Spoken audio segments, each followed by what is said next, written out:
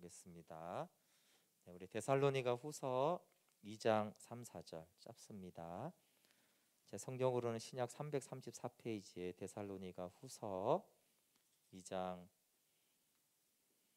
3절 4절 말씀입니다. 네, 짧으니까 우리 읽고 말씀 나누겠습니다. 데살로니가 후서 2장 3절 4절입니다. 같이 읽어볼게요. 시작. 누가 어떻게 하여도 너희가 미혹되지 말라. 먼저 배교하는 일이 있고 저 불법의 사람 곧 멸망의 아들이 나타나기 전에는 그날이 이르지 아니하리니 그는 대적하는 자라 신이라고 불리는 모든 것과 숭배함을 받는 것에 대항하여 그 위에 자기를 높이고 하나님의 성전에 앉아 자기를 하나님이라고 내세우느니라. 아멘. 네, 우리 기독교 강요 3권 하면서 이제 교회론을 다루면서 최근에 지난주하고 오늘은 좀 잘못된 교회인 카톨릭 교회를 좀 보면서 이제 우리가 배우는 것이죠. 오늘은 그래서 교황 제도는 적그리스도의 왕국이다라는 제목으로 말씀 나누고, 늘 하듯이 잠깐 복습하면, 네, 교회는 진정한 영적인 어머니다라고 했고 우리는 이 교회와 연합되어야 합니다. 그리고 교회의 표지를 아는 것이 너무 중요하다고 했습니다. 뭐 교회는 여러 가지가 있잖아요.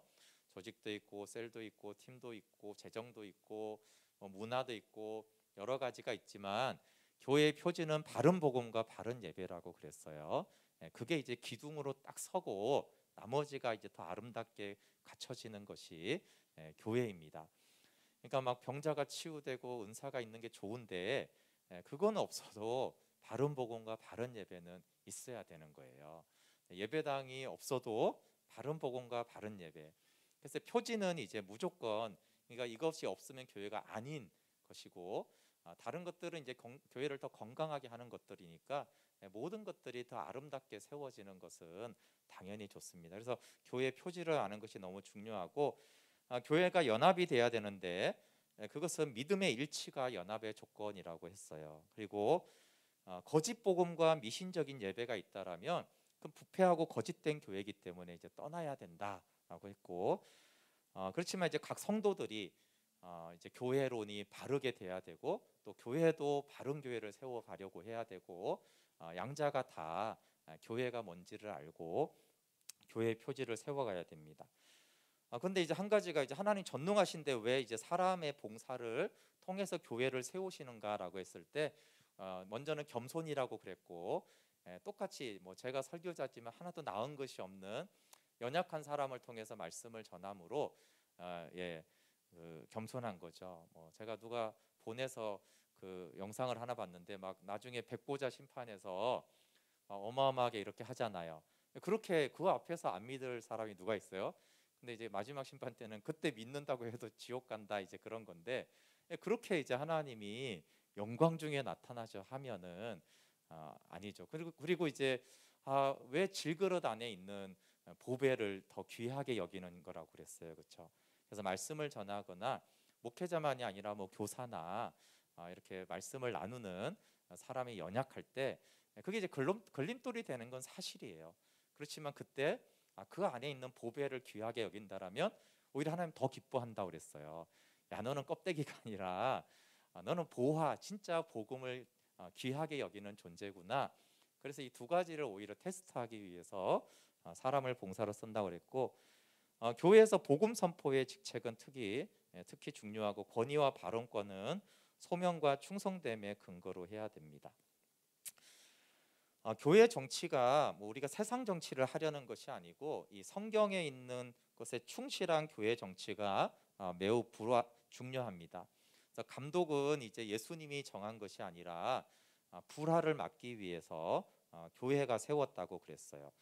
그러나 이제 감독도 개인 대 개인으로 하면은 권위자이지만 교회 형제들의 연합체의 뜻에는 복종해야 된다라고 했습니다. 그리고 재정은 감독의 지도하에 집사들이 집행을 했고, 그 초기 교회는 감독과 장로와 집사가 다 나쁜 사람이 세워지지 않도록 어떤 그런 제도적인 장치들이 있었다라고 그랬어요.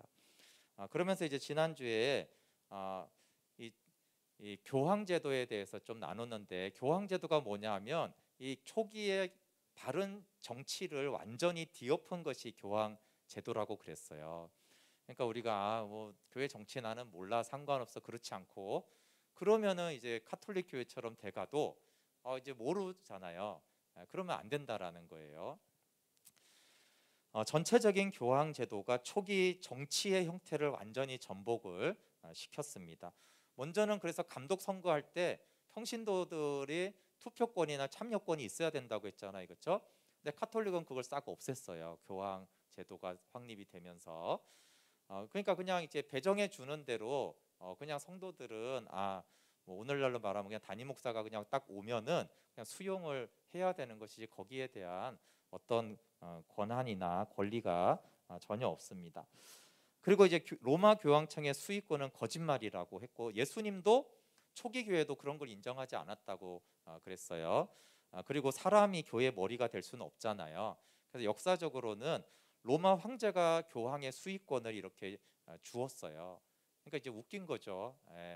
예수님이 이렇게 딱 준 거라고 주장하지만 역사적으로는 로마 황제가 줬고, 그리고 그레고리오스 1세가 매우 훌륭한 교황이라고 했어요, 그렇죠? 본인은 교황이라고 하지는 않았어요. 나중에 사람들이 다 교황이라고 하는데, 누구나 존경하는 그 그레고리오스는 카톨릭에서도 매우 존경하는 사람인데, 그는 이 보편적인 감독을 매우 반대했다고 그랬어요.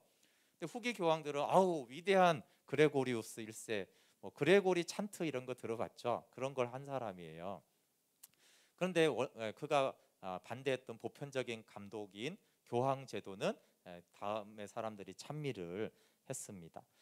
그럼 현재는 이제 고대 시대 때하고 달라진 것은 많이 있지만 적그리스도의 표지는 지금 카톨릭이 그대로 갖고 있어요. 교황 제도와 보편적 감독, 반복음적 교리. 그래서 오늘은 좀 제목이 좀 센데, 교황 제도는 적그리스도의 왕국이다. 칼빈이 이렇게 말한 거예요. 교황 제도는 적그리스도의 왕국이다라고 아예 그냥 뭐 이렇게 여지가 없는 거예요, 사실은. 교황들은 미친 듯이 복음이 부흥하는 것을 막았습니다. 이거는 기독교 역사를 보면 교황들이 정말 하나님을 사랑하고 복음을 전하는 사람들이 있으면 다 잡아다 죽였어요, 핍박하거나. 근데 이제 칼빈이 이제 그런 역사에 대해서 왜 그랬나라고 했을 때, 그리스도의 복음이 승리하면 그들의 나라가 붕괴될 것을 교황들은 알았다는 거예요. 그러니까 너무나 비복음적이니까 복음이 부흥을 하면 교황 제도가 부서진다라는 걸 알았기 때문에 제대로 복음을 전하는 사람만 나타나면 가져다가 고문하고 잡아 죽이고 핍박하는 일들을, 그래서 수백만 명을 죽였어요. 그런 일들을 했고, 그들은 그리스도를 교회에서 쫓아내고 배교함으로 적그리스도임을 세상에 선언했습니다. 그래서 이 기독교 역사에서 이제 카톨릭은 숨기는 역사지만 정말 너무나 많은 신실한 사람들이고, 그냥 우리가 대표적으로 아는 사람들은 잔다르크나 후스 같은 그런 사람들은 알죠. 너무나 잔인하게 신실했던 하나님의 사람들을 했고, 가끔 제가 인용하는 잔느 기용 같은 경우도 굉장히 이제 하나님 사랑한 깊은 영성을 가졌는데 막 바스티유 감옥에 막 7년인가 막 이렇게 가두고 이런 핍박들을 많이 했어요. 그래서 이제 교회의 진정한 머리이신 그리스도에게서 교회를 끊어냈고, 교회의 사지를 다 뜯어버리고 그 몸을 갈길가게 찢은 사람이 교회의 머리일 수는 없다. 그러니까 교황이 이제 그런 짓들을 했다는 것이에요. 그래서 옛날의 로마는 참으로 모든 교회들의 어머니였다. 그러나 그리스도의 자리가 되기 시작한 후로는 과거와 달라졌다. 이게 여러분 되게 아픈 거예요. 지난주도 마지막에 말했지만 처음부터 로마 교회가 적그리스도가 아니었고, 초기의 로마 교회는 모든 교회의 어머니라는 건 아니에요. 그렇게 그만큼 훌륭하고 다른 교회들을 도와주며 이렇게 덕을 베풀었던 훌륭한 교회였다라는 거예요. 그런데 이제 시간이 지나면서 점점 적그리스도가 되기 시작한 후로는 과거와 완전히 달라졌다는 거예요. 제가 지난주에 마지막에 얘기를 했는데, 그러니까 오늘날 이제 개신교도 종교개혁을 딱 했으니까 그러면 된 게 아닌 거예요. 점점 종교개혁을 했는데도 적그리스도로 잴 수가 있는 거고, 교회도 이제 개척을 바르게 하면 된 게 아닌 거예요. 시간이 갈수록 이제 적그리스도적으로 될 수가 있기 때문에, 그래서 로마 교회가 처음부터 그런 것이 아니라 칼빈이 그 초기의 로마 교회는 매우 존경합니다. 지도자들을 매우 존경해요. 그렇지만 이제 점점 갈수록 권력에 노출되어지고 말씀을 떠나면서 적그리스도의 왕국이 된 로마 교회, 그래서 태생 자체가 그런 것이 아니고 그렇게 변화되어서 적그리스도의 왕국이 되었다라는 것이 우리에게도 큰 교훈이 되는 거예요. 종교개혁이 이미 500년이 됐고 한국교회도 이제 130, 40년이 됐기 때문에 정말 깨어서 우리는 그렇지 않은가. 그래서 반면 교사를 위해서 우리가 그냥 카톨릭을 아는 것도 매우 중요합니다. 그래서 성도나 교회나 가장 무서운 적은, 제가 어제 성탄 설교 때 교만에 대해서 얘기했는데, 이 아름다운 교회가 적그리스도가 된 것은 교만 때문에 그래요. 로마 교회가. 왜냐하면 수도였고, 알죠? 만약에 우리나라로 성당을 하면 명동 성당 그러면 그 이미지가 있잖아요. 그러니까 그 위치를 계속 가면서 그게 이제 교만이 된 거예요. 그 이제 높임 받고 추앙하고 막 이러다 보니까 점점 이제 교만 때문에 결국은 적그리스도가 되었기 때문에, 어제 말대로 이 교만이 얼마나 순수한 교회를 얼마나 타락시킬 수 있는지를 그 사실 카톨릭에서 전형적으로 볼 수가 있습니다. 로마 교황을 적그리스도라고 왜 부르냐라고 했을 때, 오늘 본문 읽은 대로 그것은 바울의 말에 따른 것이라는 거예요. 왜 칼빈이 카톨릭 교회를 적그리스도하면 바울이 적그리스도라고 표지를 말한 것들이 있다는 거예요. 일단 이단과 분파들은 적그리스도의 왕국에 속합니다. 그러나 바울은 특별히 전반적인 배교가 교회를 점령하는 것을 적그리스도의 표지라고 그랬어요. 그러니까 교회를 점령했는데 전반적인 배교가 일어났다라는 거예요. 그래서 교황은 그리스도에게 속한 영예를 빼앗아 자기가 차지했어요. 오늘 본문의 4절에 읽은 대로 이게 보면 자기를 높이고 자기를 하나님이라고 내세우는 존재예요. 교황이 안 그러던데요. 그렇게 말하지는 않죠. 그런데 모든 교회들을 위해 자기를 높이고, 원래는 예수님이 머리라고 했잖아요. 근데 교황이 자기가 머리라고 했기 때문에 하나님 자리를 대신했다라는 거예요. 그래서 적그리스도가 누구냐고 했을 때 여기 데살로니가후서 2장 3, 4절을 표지로 삼는 거예요. 특히 자신을 높이는 자가 교회를 공공연하게 흩어버리기까지 할 때는 더욱더 그러하다. 그러니까 교황이 자기를 높였잖아요. 그리고 아까 말한 대로 교회를 많이 흩어버렸어요. 너무나 좋은 교회들을 많이 흩어버리고 권력 싸움을 해가지고 차지하고, 그리고 교황 제도가 확립된 뒤에도 하나님이 끊임없이 신실한 자들을 세웠는데 그런 교회들을 다 파괴하고 죽이고 이렇게 했어요. 그러니까 이제 적그리스도의 표지가 이미 있는 거죠.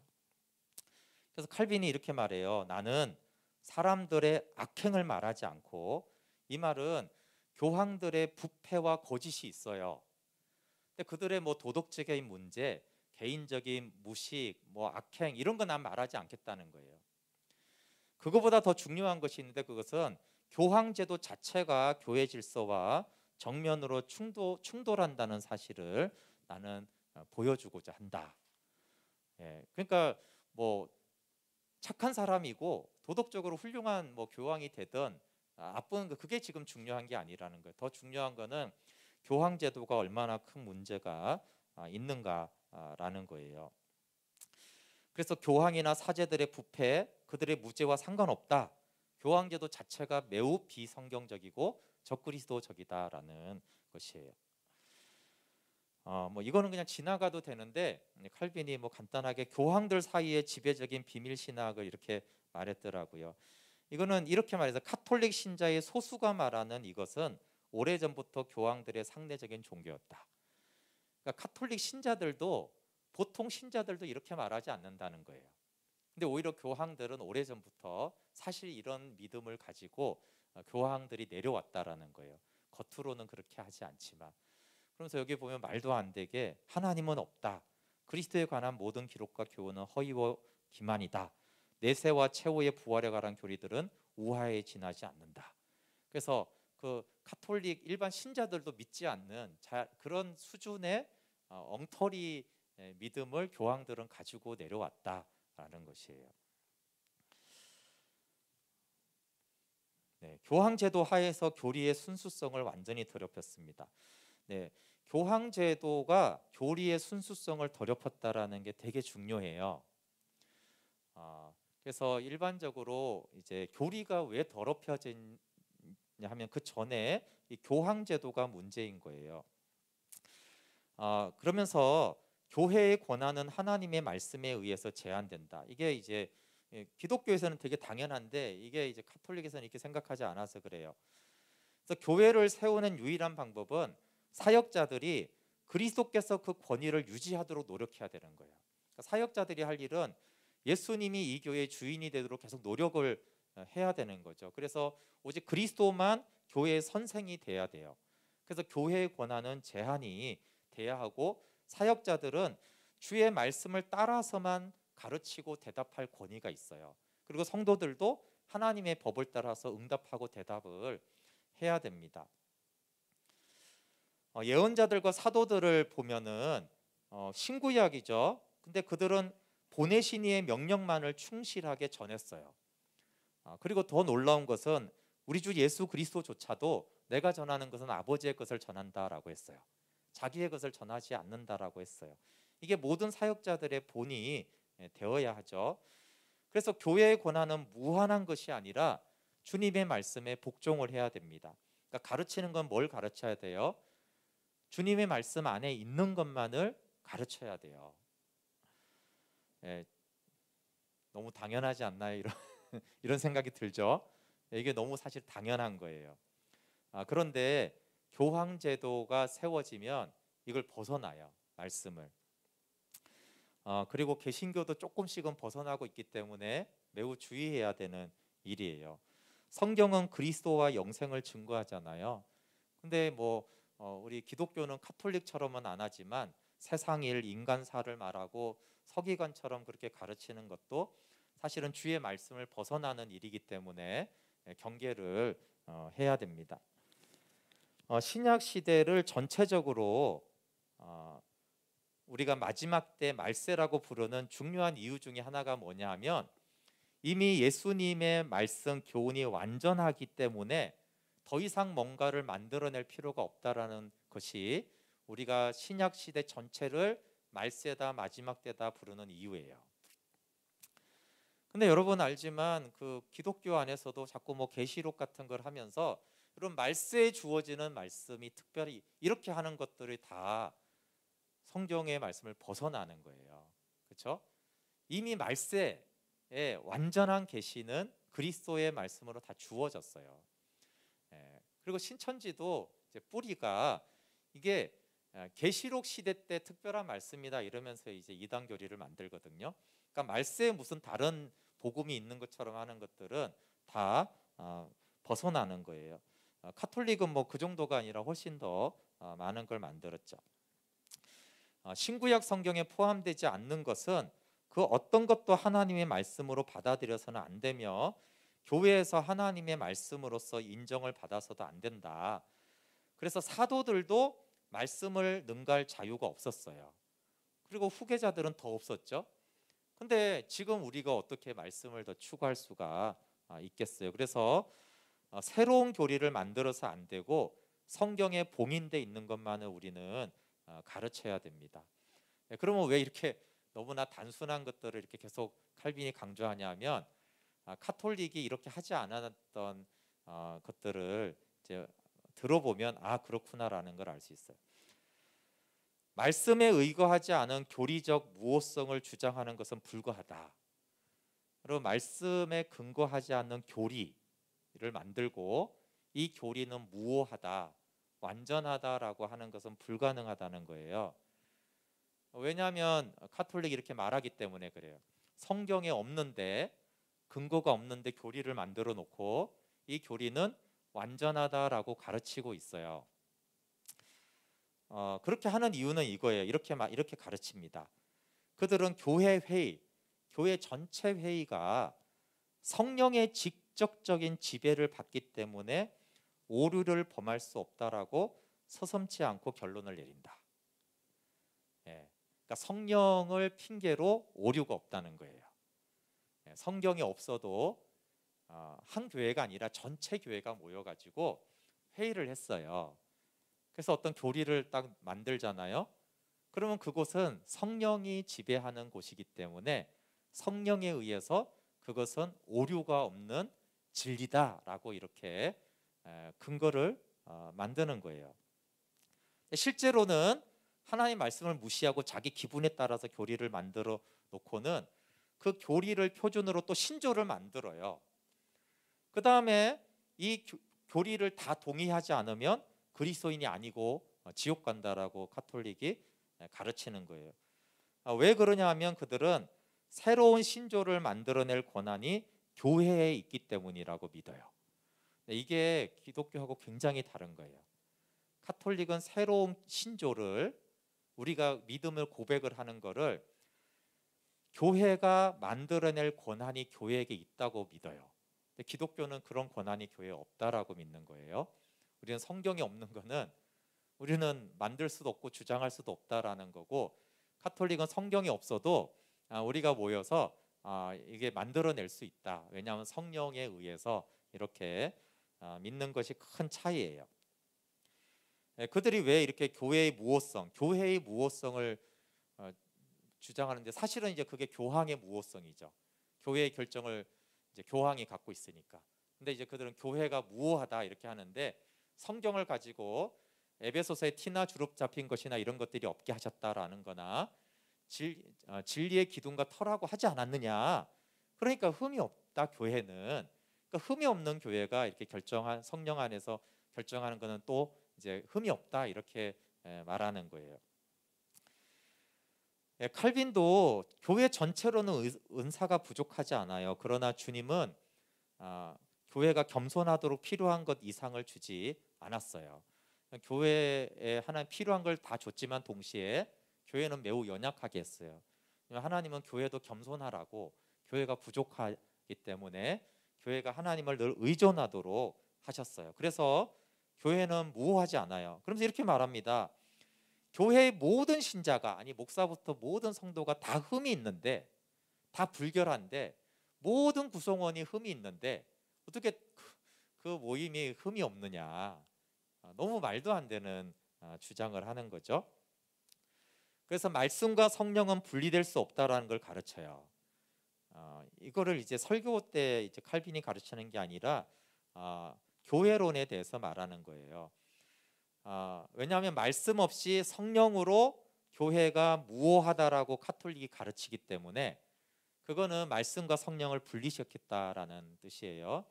그래서 교회의 무호성을 주장하는 카톨릭의 근거가 아까 말한 것처럼 이래요. 교회는 하나님의 영의 지배를 받음으로 말씀이 없어도 교회는 진리만을 말한다. 교회가 말씀을 넘어서 또는 말씀과 별도로 무슨 일을 제정하더라도 이것은 곧 하나님의 말씀이라고 인정해야 한다. 이게 이제 카톨릭의 주장이에요. 근거는 뭐라고요? 성령이 지배하기 때문에, 그리고 성령이 교회를 완전하게 하기 때문에 이런 식으로 교리를 만들고 그거는 하나님의 말씀으로 인정될 수 있다라고 하는 거예요. 기독교는 구원에 관해서는 오류가 없어요. 그러나 그게 오류가 없다는 뜻은 우리의 지혜를 버리고 하나님의 말씀을 통해서 성령의 가르침을 받을 때만 오류가 없어요. 그러니까 말씀과 성령을 의지해야 할 때만 교회는 오류가 없는 복음을 전할 수가 있어요. 근데 카톨릭은 말씀 없이 오류 없는 진리를 만들어낼 수 있다라고 하는 것이에요. 그럼 이것은 이제 물론 카톨릭의 큰 그것도 문제지만 종종 그 성도들 중에 이런 사람들이 있어요. 또 막 은사를 받아서 본다 막 이런 난다 하는 사람들이 그런 게 있어요. 말씀을 통해서 성령의 가르침을 받아야 되는데 말씀 없이 성령으로 뭘 자꾸 받다고 하는데 그걸 기록된 성경보다 더 사실은 높이 두는 성도들이 가끔 있거든요. 그런 사람들이 단체로 모이면 카톨릭 교리가 되는 거예요. 그러니까 이거는 되게 중요한 거예요. 한 교회도 그러면 안 되고 한 개인도 성경에 기록된 말씀에 근거하지 않은 무슨 성령의 계시다, 성령이 진리를 나한테 보여줬다, 이렇게 하는 것들은 매우 적그리스도적이 될 수 있기 때문에 매우 위험한 거예요. 근데 이제 카톨릭은 아예 그 어마어마한 덩치를 가진 그 조직이 아예 이렇게 성경에 근거하지 않은 성령에 의한 진리를 우리 만들어낼 수 있다라고 하고 있어요. 그래서 카톨릭은 교회의 권위를 하나님의 말씀 밖에 둡니다. 기독교는 교회의 권위는 말씀에 부속되고 말씀에서 벗어나는 것을 허락하지 않아요. 그래서 종교개혁자들이 오직 말씀이라는 것을 한 이유예요. 카톨릭은 오직 말씀이 아니에요. 말씀도예요. 우리 말씀을 다 믿어요. 카톨릭을 다 믿어요. 그리고 교회 신조도 만들어낸 것도 믿어요. 전통도 믿어요. 외경도 믿어요. 이렇게 안 믿는 게 아니에요. 그래서 사람들이 카톨릭도 성경을 믿던데요. 그런 믿어요. 이것도 믿고 자기네들이 만들어낸 신조도 믿고 다 믿어요. 근데 기독교는 오직 여기 66권의 성경 외에는 진리로 어떤 것도 인정하지 않아요. 성령의 역할에 대해서 요한복음 14장 26절 같은 경우에 보면 보혜사 곧 아버지께서 내 이름으로 보내실 성령, 그가 성령이 뭘 가르쳐요? 여기 보면 새로운 걸 가르친다고 성경에 한 번도 말한 적이 없어요. 예수님이 이미 가르친 거 그거를 가르치고 생각나게 한다라고 했잖아요. 근데 이제 전혀 근거가 없이 성령이 교회를 통해서 새로운 진리를 만들어낼 수 있다 이렇게 했어요. 초기에 크리스토톰이 이렇게 잘 말했어요. 이거는 다시 말하자면 개인과 교회가 다 중요합니다. 많은 사람들이 성령을 자랑하지만 자기 생각을 말하는 사람이 성경을 운운하는 것은 거짓이라는 거예요. 그러면서 뭐라고 말하냐면 심지어 그리스도도 율법과 예언자를 따라 말씀하셨다. 아니 예수 그리스도도 자의적으로 말하지 않는다고 했다. 그러니까 우리도 복음과는 관계없는 성령의 이름만으로 제시되는 것은 일체 믿지 말아야 한다. 이거는 우리에게도 되게 중요해요. 제가 이런 게 속는 사람을 너무 많이 봐서 그래요. 어떤 사람이 막 성령에 어떻게 하고 막 기적이 일어나고 막 말을 했을 때 그게 복음적이고 복음하고 연관이 됐는가를 딱 보면은 분별할 수 있어요. 근데 복음적이지는 않은데 기적은 일어나고 복음적인지 않은데 막 뭘 맞추고 막 그래요. 그거는 일체 믿지 말라고 말을 하는 거예요. 그게 또 단체로 한 게 카톨릭이 그렇게 한 것인데 기독교 안에도 이런 걸 많이 속아요. 복음과 무관한 어떤 성령의 역사다라는 것을 막 믿고 쫓아다니고 그거를 더 신뢰하는. 그래서 복음을 알면 사실은 이제 분별하기는 쉽습니다. 그래서 말씀과 성령은 분리될 수 없다. 말씀에 없는 이상한 교리를 추천하기 위해서 성령의 이름을 사용할 수 없다. 그러니까 복음을 떠난 어떤 것을 하면서 성령을 운운하는 것 자체는 불가능하다. 오직 복음을 나타내고 증거하고 가르치기 위해서 성령으로 한다라고 해야 된다라는 것입니다. 그러면서 이제 교회는 새로운 교리를 만들어서는 안 되는데 전승은 성경보다 더 낫습니다, 그렇죠? 근데 카톨릭은 사도들의 글에 몇 가지를 첨가할 필요가 있다라고 주장했어요. 그들은 성경에는 없지만 관습에 의해서 받은 명령이라고 하면서 전통을 성경인 것처럼 가르치고 사도들이 이걸 잊어먹었어.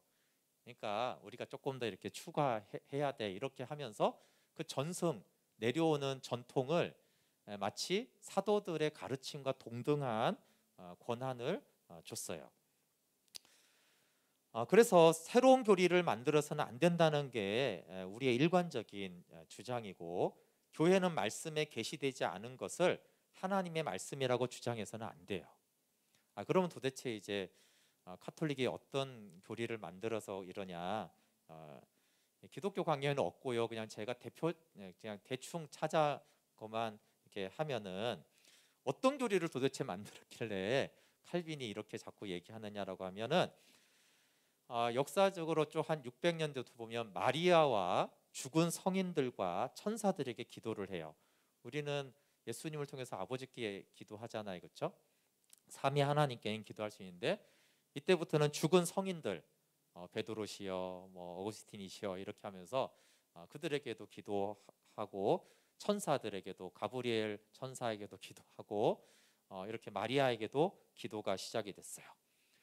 그리고 610년경에 아까 말한 대로 권력 싸움을 계속 하고 있었고, 그러나 최초의 교황이라고 공식적인 보니파 3세 황제가 교황 제도를 확립해 줬어요. 네가 교회의 머리다 이렇게 해줬어요. 네, 누구 마음대로 그렇게 해요, 그렇죠? 네, 근데 어쨌거나 610년경에 그게 이제 확립이 됩니다. 그리고 면죄부 판매가 1190년에 행해지고 1229년에 성경이 평신도들에게 금지되고 금서 목록에 포함됩니다. 절대 읽으면 안 되는 게 성경이 돼요. 이런 걸 신조 법으로 만들었어요, 교회가. 카톨릭 교회가. 그러니까 어떻게 이 카톨릭 교회를 교회라고 할 수 있냐고요. 성경을 읽으라고 해도 사람들이 안 읽어서 문제인데 읽어 어디 감히 읽어. 금지야. 뺏고 막 처벌하고 이런 것을 말씀을 통해서 하나님을 만나야 되는 것들을 법으로 제정해서 못 읽게 하는 이걸 어떻게 교회라고 할 수가 있어요, 그렇죠?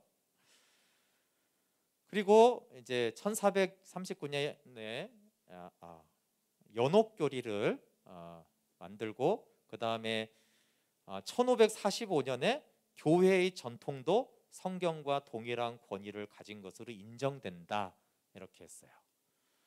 그러니까 이제 없는 거를 이렇게 자꾸 만들어내는 거예요. 원래는 없었어요. 근데 이런 식으로 자꾸 만들어내요. 그리고 이렇게 한번 만들어지면 무효하기 때문에 무효하다는 거 아시죠? 그러니까 한번 만들어지면 쭉 가요. 왜 진리인데 진리가 다시 철회될 수는 없잖아요. 그러니까 앞에 있는 거는 쭉 가는 거예요, 이렇게. 그리고 이제 1546년에 외경도 성경에 포함돼야 된다고 결정했어요. 그러니까 외경을 이제 가톨릭은 믿는데 그것도 원래 그랬던 게 아니라 1546년에 결정한 거예요. 그러면 이제 외경이 성경이 되는 거예요. 그리고 이제 1870년이면 이제 꽤 이제 뒤로 왔잖아요, 그렇죠? 이제 시대가 근대화가 됐잖아요. 근데 이때 믿음과 도덕적인 문제에 교황의 절대 무오류성을 선언합니다. 그러니까 교황의 모든 말이 오류가 없다는 건 아니에요.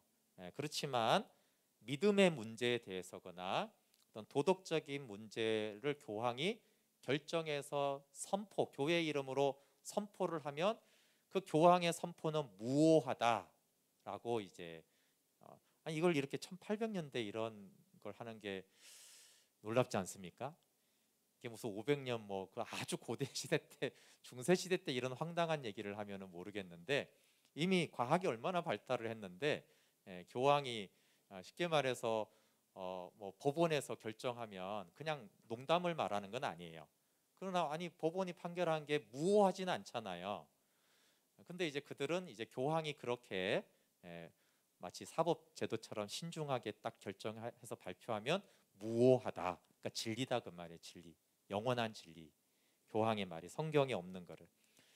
그리고 1965년 얼마 안 됐죠. 마리아를 교회의 어머니라고 부르기 시작했어요. 그리고 그 앞에 원래 죄 없이 태어났다, 승천했다 이렇게 이제 말하다가 이렇게 이제 교회의 어머니. 너무 황당하죠. 이런 걸 1960년대 만들었다는 게 믿겨지지 않지만 그들이 이렇게 이런 교리가 왜 나온다고 아까 말한 그걸 근거로 새로운 교리와 진리를 만들 수 있다고 그들은 믿어요. 그 체계 위에서 이런 것들을 만들어내는 거예요. 그래서 교리는 물론 자체적인 모순이 수없이 많지만 그들은 아까 뭐라고 이렇게 반박하면 뭐라고 한다고 우리도 성경 다 믿어요. 이런 식으로 넘어간다고요.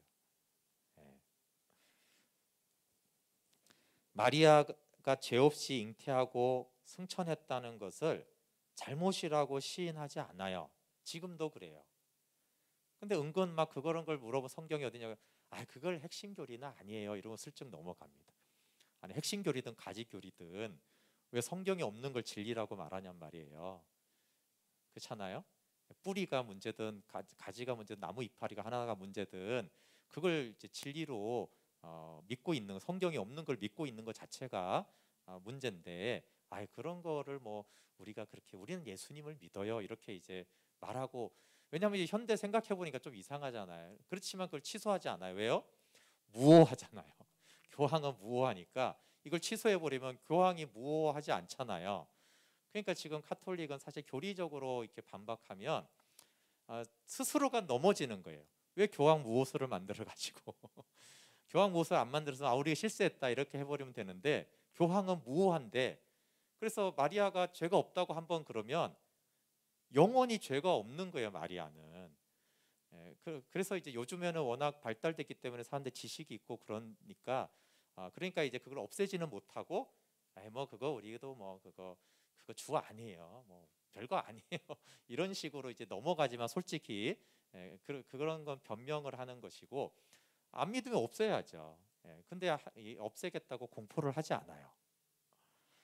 그런 것들이 너무 문제인 거예요. 마무리를 하겠습니다.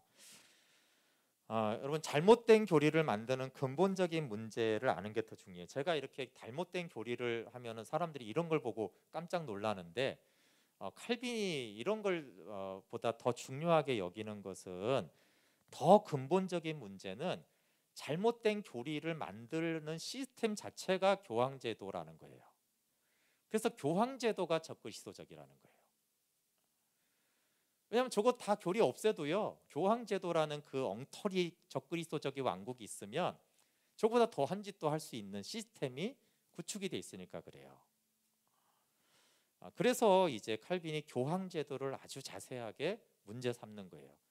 도덕적으로 훌륭한 교황이고 그나 관심이 없다, 부패한 교황도 관심 없고, 교황제도가 매우 교회를 오염시켰다.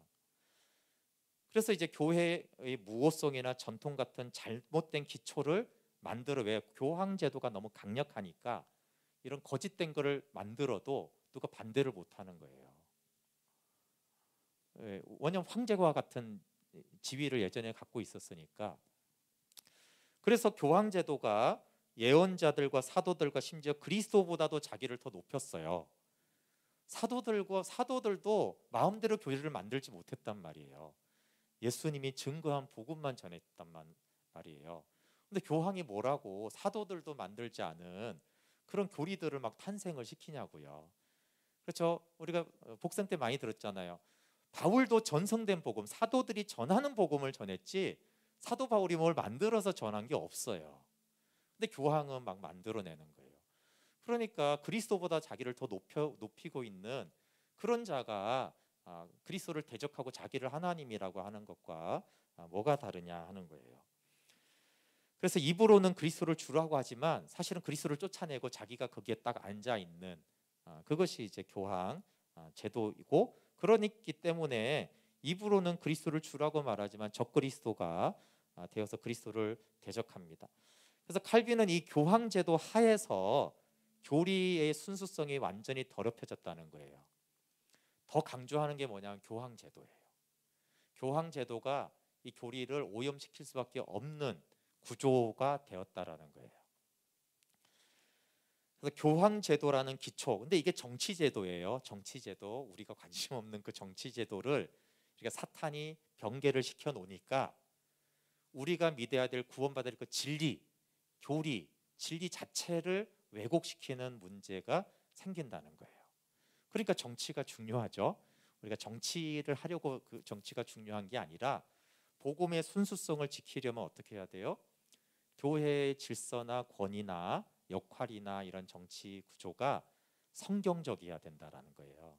그래야지 그 교회는 다른 복음을 전할 수가 없어요. 좀 오염되더라도 다시 돌아가게 되고 이렇게 돼 있는데, 이렇게 교황제도와 같은 이상한 정치제도를 만들어 놓으면은 이제 진리가 벗어나서 구원이 없어지는 거예요.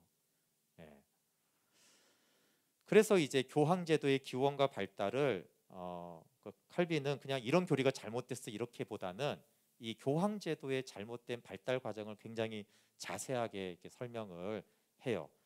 그래서 초기 교회를 완전히 전복시켜 놓았다. 그래서 이제 로마 교황청의 수익권의 오류를 지적하는 거예요. 그래서 칼빈이 계속 지적하는 거는 로마 교황 제도가 잘못되었고 교황청의 수익권 주장이 잘못됐다.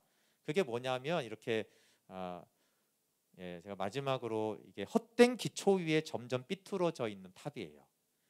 기초 집 질 때 기초가 교황 제도인데 요게 완전히 엉터리예요. 요게 완전히 엉터리니까 어떻게 이제 쌓여? 거기다가 이제 이렇게 탑을 쌓는데 이렇게 삐뚤어져 가요. 점점. 근데 이 삐뚤어진 게 원래 기초가 삐뚤어져서 그런 거예요. 그래서 물론 우리가 뭐 마리아가 성천했다 이런 거 믿지 않죠. 근데 오히려 그런 거는 그 위에 있는 돌 중에 하나인 거예요. 그냥 쭉 내려가다 보면 거기에 교황제도라는 너무나 잘못된 적그리스도의 왕국이 있는 거예요. 그래서 잘못된 기초가 이제 교회 정치가 되면서 잘못된 교리가 나오고 잘못된 교리에서 더 잘못된 교리가 나와요. 예를 들어서 이제 마리아도 이렇게 변천을 합니다. 아까 말했듯이 600년에는 그냥 기도만 해요. 그 예수님이 어머니라고 이제 하니까. 근데 그 정도였다가 1800년대가 오면은 죄가 없이 잉태된 사람이라는 거예요. 죄가 없어요. 그것도 황당한데 1950년대가 되면은 이제 하늘로 승천했대요. 안 죽고 예수님과 똑같이. 그러더니 이제 얼마 뒤에 되니까 어떻게 해요? 마리아를 교회의 어머니다. 그러니까 저런 식으로 교리라는 것이 이렇게 문제가 되는데 저 교리도 문제지만 저 교리가 왜 저런 식으로 되냐 하면 교황제도라는 엉터리 제도가 밑에 있고 교회는 무효하고 사실상 그 무효한 교회는 교황이 된 그 기초를 해놓은 상태에서는 저런 식의 말도 안 되는 그리고 무효하니까 저걸 철회하지도 못해요. 다시 말하지만 성경에 마리아가 성천했다는 얘기가 없잖아요. 근데 아까 말했잖아요. 우린 만들어낼 수 있다 이렇게 한 거예요. 그 사람들은. 그러니까 이제 마리아가 승천한 것은 성경에는 없지만 성경처럼 우리는 그것을 여겨도 된다. 이렇게 그냥 뻔뻔하게 가르치는 거예요. 근데 뭐 카톨릭을 믿는 신자가 몇 억이나 되잖아요. 근데 이런 헛된 기초 위에 그렇게 있다라는 것 자체가 너무나 안타깝지만 너무나 이 교황 제도가 강고합니다. 그래서 교황권의 오류를 자세히 다룬 것은 이 기초와 뿌리를 다루는 것이에요. 그래서 지난주도 제가 마무리를 그렇게 했는데 현대 교회는 카톨릭이 세련된 면이 많이 보이잖아요, 그렇죠? 그래서 속으면 안 된다는 거예요. 그래서 칼빈이 말한 거예요. 도덕적으로 훌륭하고 부패하고 이런 거 일단은 나는 제쳐두겠다. 그런데 관심 없다. 이 교황권 제도 자체가 가장 적그리스도적이기 때문에 뭐 도덕적으로 하고 봉사를 하든 안 하든 부패가 있든 재정을 투명하든 뭐 거짓이든 그건 차후의 문제다라는 거예요. 근데 지금 교황 제도가 있잖아요, 그렇죠? 그리고 교황이 막 오면 난리가 나잖아요. 그것이 그 뿌리가 이제 전혀 안 바뀌었기 때문에 사실 이런 마리아 승천 이런 교리도 문제지만 이거는 정말 너무나 작은 한 부분이고 교황권이라는 적그리스도적인 그것들을 카톨릭이 다시 돌이키지 않는다라면 우리는 사실 그것을 교회라고 볼 수가 없고 오히려 교회를 망가뜨리는 미혹하는 그런 것으로 봐야 되고 계속 말하지만 저희가 이제 카톨릭을 연구하거나 비난하기 위해서 이걸 하는 게 아니라 이걸 통해서 우리를 돌아볼 수 있어요. 이렇게 아까 말했지만 좋았던 교회가 저렇게까지 변질될 수가 있구나 라는 걸 알 수 있고 그리고 우리나라 교회도 한 100년 된 교회 되면 너무 좋겠다 이런 거보다는 100년 됐어? 막 그런 게 이런 현상들이 조금 나타나서 그런 거예요. 그 교회가 오래되면 오래될수록 자꾸 어떤 기독권 싸움하고 이런 것들을 하면서 로마 교회가 쭉 이제 시간 없지만 그런 식으로 이제 변질돼 가듯이 그냥 교회가 오래되면 사람들이 점점 복음을 떠나서 이권 다툼, 전통, 혈통 뭐 이런 거 해가지고 뭐 직분 막 이렇게 해가지고 세상, 돈, 정치 이런 거 해가지고 그러면 이제 사실은 기독교나 그 교회도 점점 이런 식으로 이제 변질되어져 가는 그런 모습이, 인간은 다 똑같으니까. 그래서 우리가 철저하게 오직 성경이고 오직 믿음으로 우리가 행하지 않는다라면 우리 자신을 보기 위해서, 또 아까 말한 것처럼 개인적으로는 이런 오류가 되게 많아요. 아까 말씀에 근거도 없는데 막 성령으로 뭘 받았다고 했다고 하면서 막 그걸 하는 사람들, 사실은 이게 같은 오류에 있기 때문에 그런 것들을 추종하는 사람들도 기독교 안에 많아요. 그래서 이 카톨릭을 통해서 우리 자신이나 이 기독교 교회가 어떻게 뭘 지켜야 되는지를, 그래서 그리스도가 교회한 그 원형을 우리가 보존하고 시대와 문화에 따라 적응은 해야 되지만 그 순수성을 지키고 바른 복음이 되는 토양을, 그 정치적인 제도. 그래서 이제 저 같은 경우는 정관을 만들 때 엄청 고민이 되거든요. 여러분들은 근데 관심이 별로 없겠지만 제가 이게 되게 관심이 많은 이유는 우리 교회 정관이 이런 교황 제도를 만들면 안 되는데, 그것이 이제 아무것도 아닌 것 같지만 이 바른 복음이 기초를 내리는 그런 구조는 도대체 어떤 구조일까? 저도 뭐 다 모르지만 뭐 어쨌든 칼빈이 고민을 했듯이 그런 고민을 같이 하는 것은 굉장히 중요합니다. 네, 함께 같이 찬양하고 기도할게요.